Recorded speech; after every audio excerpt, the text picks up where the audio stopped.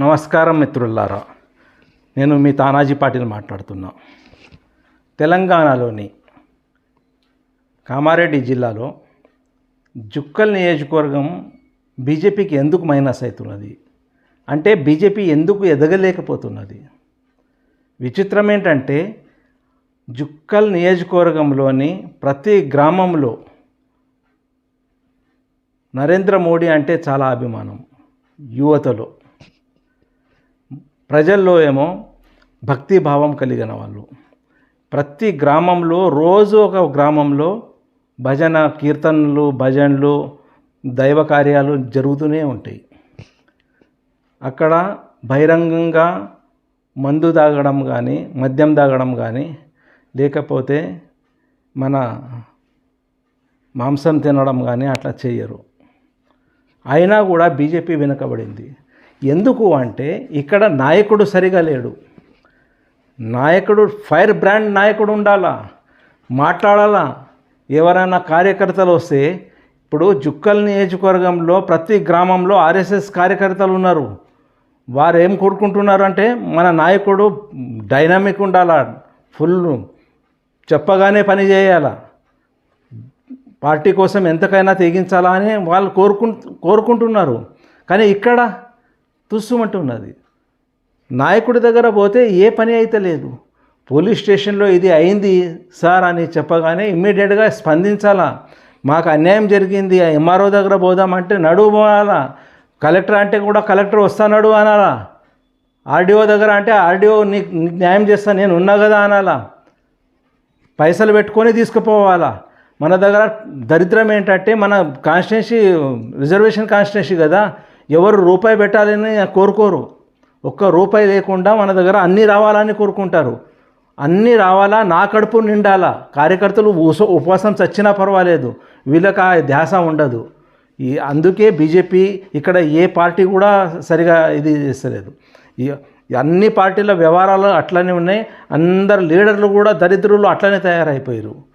కానీ బీజేపీ ఎదగాల. అసలు ఎందుకు ఎదగాల అంటే ఇక్కడ చాలా ఛాన్సెస్ ఉన్నాయి. అన్నీ ఉన్నా అల్లుడు నోట్లో శని అన్నట్టు ఉంది. ఇక్కడ ఎవడు లీడరే లేడు. మధ్యాహ్నం ఒక ఆయన ఎన్ఆర్ఐ లీడర్ వస్తున్నాడు, పెద్ద లీడర్ వస్తున్నాడు పోయింది. విచిత్రం ఏంటంటే బీజేపీలో 40 ఏండ్ల నుంచి ఏదైతే ఆర్ఎస్ఎస్ కార్యకర్తగా పనిచేస్తున్నాడో, ప్రతి గ్రామంలో పరిచయాలు ఉన్నాయో, ఆయన శాఖ నడిపిండో భానుదాస్ కుల్కర్ణి అనే మనిషి, ఆయనని కూడా దూరం పెట్టేశారు. ఆయన కొంత దుకుడు స్వభావం ఉంది, కాదని అంటలేము. కానీ అట్లాంటి నాయకులు ఉన్నదిన్నట్టుగా చెప్పేవాళ్ళు చాలా తక్కువ మంది ఉంటారు. అట్లాంటి వాళ్ళు చాలామంది ఉన్నారు మన కాన్స్టిట్యున్సీ లోపల. ప్రతి మండలంలో దొరుకుతారు. వాళ్ళకి ఎవరు అడిగేవాళ్ళు లేరు. అంటే అన్నీ ఊరికేనే రావాలా, నాకు విజయం రావాలా, మీది నుంచి అన్నీ ఇది ఊడిపడాలా, జేబు నిండాలా, అంత బాగా ఉండాలి. కానీ నేను ఏం చేస్తున్నా అనేది ఏ నాయకుడికి సోయి లేదు. ఎందుకంటే ప్రొద్దున్న నుంచి సాయంత్రం వరకు లీడర్ల దగ్గర కార్యకర్తలు వస్తే ఇట్లా నా సంగతి ఇట్లా ప్రాబ్లం ఉంది, నాకు చిన్న ప్రాబ్లం అవుతున్నది, లేకపోతే ఎస్ఐ ఏదో ప్రాబ్లం చేస్తున్నాడు, ఏదో ఎంఆర్ఓ పట్టించుకుంటలేడు, ఎండిఓ ఇది చేస్తలేడు అని చెప్తే ఇమ్మీడియట్గా స్పందించాలా నాయకుడు. కార్యకర్తకు చెప్పాలా, నువ్వు భయపడకు, నేనున్నా, నీకు ఎంతవరకైనా తెగిస్తా, నడు, పోదామా, నిజామాబాద్ కామారెడ్డి పోదామా, లేకపోతే బాన్స్వాడ పోదామా, లేకపోతే మండలంలోనే పోయి ఇది చేద్దామా, నడు, నీకు ఏం కావాలా చెప్పు, నీకు ఏది కావాలంటే అది నేను చేసి పెడతా అనేవాడు లేడు. ఎందుకంటే పైసలకు బికారిగాళ్ళు, పైసలకు రూపాయి పెట్టరు. చిన్న కార్యకర్తల దగ్గర హల్కట్గాళ్ళు ఉన్నారు. కార్యకర్తలే అంటారు, ఈ హల్కడ్గాడు మన జుక్కలకు ఎందుకు వచ్చిండా అని అన్నట్టుగా ఉంటుంది. ఎందుకంటే పైసా చూడని వాడు. అందరు చాలా అట్లనే ఉన్నారు. ఒక గంగారం చాలా రాయలు ఉండే, ఆయన కూడా ఇప్పుడు చాలా హల్కట్ అయిపోయిండు. ఏం చేస్తాం? చచ్చే ముందు వాళ్ళ శవం ముందు పెద్ద కట్టలు ఏరాలా, పెట్టాలా, అప్పుడు వాడు చూసి సంతోషపడాలా అనే ధ్యాస ఉంది వాళ్ళకు. మూర్ఖులు, ఒక రకంగా చెప్తున్నా మూర్ఖులు.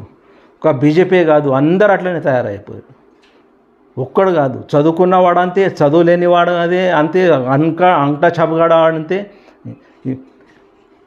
నాకు బాధ అనిపిస్తుంది. దళిత కార్డు తీసుకొని దళితుల మీద నాయకులు అయ్యారు, ఎమ్మెల్యేలు అయ్యారు, ఒక రేంజ్లో వచ్చారు, మంచి సంపాదించుకున్నారు, పేరు సంపాదించుకున్నారు, డబ్బులు వచ్చినాయి, మంచి బిర్యానీ తింటున్నారు. కానీ ఏ ఒక్క దళితుడికి కూడా న్యాయం చేయలేదు. ప్రతి గ్రామంలో తిరిగిన, చాలా గ్రామాల్లో తిరిగిన, వాళ్ళ అస్తవ్యస్తమైన జీవితాన్ని ఎవరు కూడా పట్టించుకోలేదు. ఇప్పుడు వీళ్ళకి ఎట్లాంటి శిక్ష చేయాలా? ఎవరు చేయాలా? పాపం మన దగ్గర దళితులు ఎవరికి ఏం ఒక్క మాట కూడా అనరు, భయంతో ఉంటారు, తన జాగాలో తాను ఉంటారు. ఎందుకు పట్టేలా మనకి ఎందుకులే అంటారు. కానీ ఈ నా కొడుకులు ఆడుకుంటున్నారు, ప్రజలతోటి, దళితులతోటి ఆడుకుంటున్నారు, బీసీలతోటి ఆడుకుంటున్నారు, పెద్దవాళ్ళతోటి ఆడుకుంటున్నారు. వీళ్ళకి పైసా కావాలా, పైసా ఇస్తా అంటే ఎంబడి తిరుగుతారు. 10 నిమిషాల్లో ఈ ఊరికి రామంటే వస్తారు. కందూరి ఉన్నదంటే కోసేది ఉంటే గొర్రె కోసే నీకు వండి పెడతా అంటే అప్పుడే వస్తాడు, బాగా తాగి వస్తారు. అట్లా ఉన్నారు. వాళ్ళ క్యారెక్టర్ నాకు తెలుసు, ప్రజల్లారా మీకు తెలియదు. ఈ బద్మాష్గాళ్ళ క్యారెక్టర్లు ఎంత బద్మాష్గాళ్ళు ఉన్నారో నాకు తెలుసు. వీళ్ళు అన్నీ ఫ్రీగా కొట్టేసేయాలా అనేది మైండ్లో ఉంది. లేకపోతే మీకు నిజంగా చెప్తున్నా, ఈరోజు జుక్కలు బంగారం జుక్కల్లాగా ఉంటుండే. జుక్కల్ని వర్ణించేది కూడా అంతగానా ఇది మాటలు కూడా రాకపోయేది, అంత బాగుండేది. కానీ జుక్కల్ని నాశనం పట్టించారు ఈ కొడుకులే, నాశనం పట్టించారు. జుక్కల్లో ఏం తక్కువ ఉందండి? సారవంతమైన భూములు ఉన్నాయి, వాటర్ ఉంది, జుక్కల్లో ప్రతిదీ అవైలబుల్ ఉంది, హైవే రోడ్లు ఉన్నాయి, అంత జనాలు కూడా చాలా పద్ధతి గల వాళ్ళు ఉన్నారు, అందరూ చదువుకున్న వాళ్ళు ఉన్నారు.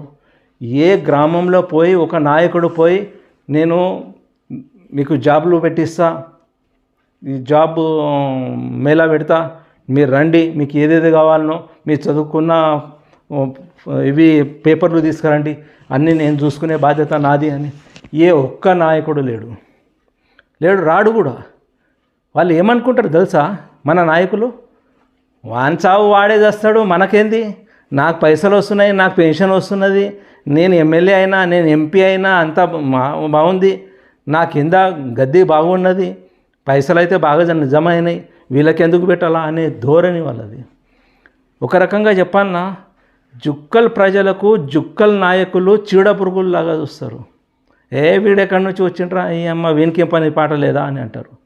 వీళ్ళకి అడిగి గల్లాబట్టి అడిగే రోజులు రావాలి. నేనైతే అంటున్నా, నేను మొన్న నేపాల్లో జరిగిన సంఘటనలు నాకు చాలా జుక్కలే గుర్తుకొచ్చింది. ఈ మన లీడర్లు అట్లనే మోరీల్లో వేసేదో కదా ఈ కొడుకులకు. నేను అడుగుతున్నది, మీరు న్యాయం చేయలేదు అని, మీరు మూర్ఖులు, మీరు ప్రజలకు అన్యాయం చేసిర్రు, మీకు ఏ కోర్టులో శిక్షించాలా? ఏ కోర్టులో శిక్షించాలా? కడుపులో ఎట్లా నిండినాయి? మీరు ఎమ్మెల్యే కాకముందు, మీరు లీడర్లు కాకముందు, మీరు ప్రతినిధి కాకముందు మీ హాలత్ ఎట్లా ఉండేదో నాకు తెలుసు. కొంతమంది అయితే నాకు పటేలా నా దగ్గర డీజిల్కు పైసలు లేవు, నేను ఊరికి పోలేను, నా కారులో కొద్దిగా డీజిల్ పోయావా అనే రోజులు పోయినాయా? నాకు తెలుసు, అది మర్చిపోయారేమో, నేను మర్చిపోలేదు. ఒక్కొక్కడు పెద్ద పెద్ద మాటలు మాట్లాడుతున్నారు. ప్రజల్లారా, నేను మీకోసం మాట్లాడుతున్నా, మీకు అన్యాయం చేసిర్రు, బల్లా గుద్ది చెప్తా, మీకు అన్యాయం జరిగింది, మీరు అడగలేరు, భయస్థులు. మన దగ్గర విచిత్రం ఏంటంటే ప్రజలు భయస్థులే, యూత్ భయమే, మన విలేకరులు కూడా భయస్థులే. విలేకరులు కూడా దమ్ము ధైర్యం లేదు, ఏదో మేము విలేకరి అంటే మేము విలేకరి అని. ప్రతి ఒక్కడు అట్లా అయితే మరి మన ప్రాంతం ఎప్పుడు బాగుపడాలా? అవునా కాదా? ఎవరు మాట్లాడాలా? ప్రాంతం గురించి ఎవరు మాట్లాడాలా? వీళ్ళకి ఎవరు నిలదీయాలా? మనం ఓటు వేసినాము, మనం బరాబర అడిగే హక్కు ఉంది. రాజ్యాంగం ప్రకారము మన భారతదేశంలో ఎంత పవర్ఫుల్ ఉందో అంటే రాజ్యాంగం ఇది, మనం అడిగే హక్కు ఉంది. అడగకపోతేనే మన నేరస్తులు. మనం అడగాల, బరాబర్ అడగాల. కానీ తప్పుడు విషయాలు చెప్పొద్దు, తప్పుడు మాటలు అడగొద్దు. ఏదైతే ఉందో బరాబర్ నిలదీయాలా, ఎందుకు జరగలేదు, నువ్వు ఎందుకు చేయలేదు. ఇక్కడ నాటకాలు చేసే వాళ్ళు తయారైపోయారంతా. ఇక్కడ నాయకుడు ఏమనుకుంటాడు, ఆ ఓట్లు వాళ్ళకి ఏదో తీటలేసి వేస్తారు మాకు ఓట్లు అని అనుకుంటారు. కానీ ఓట్ల కోసము వేరే కాన్స్టిట్యున్సీలో నేను చూసిన ఓట్ల కోసం ప్రజల దగ్గర పోయి ప్రజల కాళ్ళు మొక్కుతారు నాయకులు. ప్రజల్ని దేవుళ్ళలాగా చూస్తారు, ప్రజల్ని ఆదుకుంటారు, పువ్వులో పెట్టుకుని చూసుకుంటారు ప్రజల్ని. మన దగ్గర ఏమంటారు తెలుసా, వాడి దగ్గర ఎందుకు పోవాలా, వాడే ఓటేస్తాడు నాకు, వాడు నాకే వేయకపోతే ఎవడికి వేస్తాడు, దిక్కు లేక నాకే వేసాడు రాబోయ్, వాడిని వెంబడి పోవద్దు, ఇట్లా మాట్లాడతాడు. ప్రజలేం అడగరు, అయినా కూడా బల్పులుగా మాట్లాడతారు. ఇప్పుడు గంగారం చూడండి, కడుపు నిండింది, చెప్పులు కుట్టుకునే టైంలో అయ్యా అయ్యా అయ్యా అయ్యా అని అన్నాడు. ఇప్పుడు చెప్పులు కుట్టే స్థాయి నుంచి చాలాసార్లు ఎమ్మెల్యేగా ఎదిగాడు. ఆయన ప్రజల కోసమే బతుకుతా, నాకు ప్రజల వల్లనే నేను ఈ స్థాయిలో వచ్చిన, ప్రజల వల్లనే అన్నీ ఈ కార్లు బిల్డింగ్లు అన్నీ జమ అయినాయి, నేను ప్రజల కోసం ఎంతకైనా తెగిస్తా, ప్రజల్లో ఉంటా, ఎప్పుడు 24 గంటల్లో ప్రజలు ఉంటా, ప్రజలు బాధపడే మాటలు మాట్లాడను ఎప్పుడైనా అన్నాడా లేదు. అంటే పెద్ద పొడవు మాటలు మాట్లాడేది. మీరేంటి నేను అది చేసినా ఇది చేసినా. గంగారాం, నేను నిజంగా చెప్తున్నా, నీ అంత గొప్ప లీడర్ ఎవడు లేడు ఇక్కడ జుక్కల్లో. కానీ నీ నోటి తీటతోటి నువ్వు మొత్తం బొంద పెట్టుకున్నావు, నీది నువ్వే బొంద తవ్వుకున్నావు. నీకేమైనా అంటే మంటలేస్తుంది. నేను భయపడే మనిషిని గాను, అయినా చెప్తున్నా, నీ మంచి కోసం చెప్తున్నా, బాగా విను, చెవులు పెట్టి విను. నీ బొందని నువ్వే తవ్వుకున్నావు.